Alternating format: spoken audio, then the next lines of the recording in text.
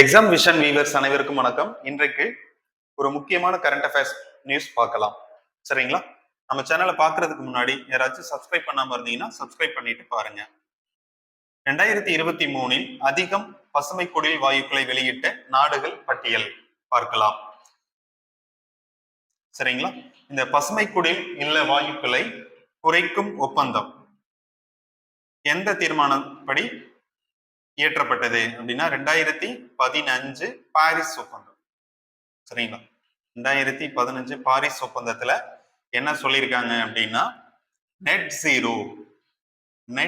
Zero இலக்கு எந்த ஆண்டுக்குள்ள அப்படின்னா 2050.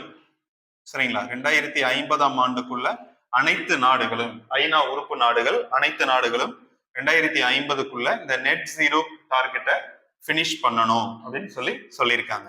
சரிங்களா? தீர்மானம் கொண்டு வரப்பட்டது. ஓகேவா? சோ இந்த தீர்மானத்தின்படி சீனா சரிங்களா ஃபர்ஸ்ட் இடத்துல இருக்கு. சீனா ஃபர்ஸ்ட் இடத்துல இருக்கு. 2023 கணக்கெடுப்பின்படி சீனா 30.10% பசுமை குடில் வாயுக்களை வெளியிடுவதில் ஃபர்ஸ்ட் இடத்துல இருக்கு. சீனா 30.10%. அடுத்து செகண்ட் வந்து அமெரிக்கா 11.25%.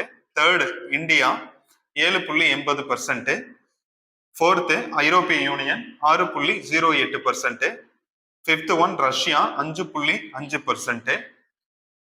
இதுல கடைசியாக இருக்கும் நாடு எதுன்னா ஜப்பான் 1.97%. சரிங்களா? பசுமை குடில் வாயுக்களை வெளியிடுவதில் ஃபர்ஸ்ட் இடத்துல இருக்கிறது சீனா, கடைசி இடத்துல இருக்கிறது ஜப்பான்.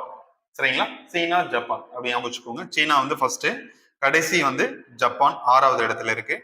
அடுத்து இந்தியா இதுல எந்த இடத்துல இருக்குன்னா 3ஆம் இடத்துல இருக்கு. ஓகேங்களா? நம்ம இந்தியா 3ஆம் இடத்துல இருக்கு. எவ்வளவு பர்சன்ட் அப்படின்னு கேட்பாங்க எக்ஸாம்ல. 7.80% உடைய மார்க்கோட இந்தியா 3ஆம் இடத்துல இருக்கு. ஓகேங்களா?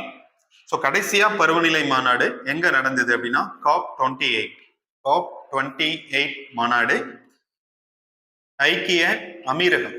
சரிங்களா? ஐக்கிய அமீரகத்துல நடந்தது.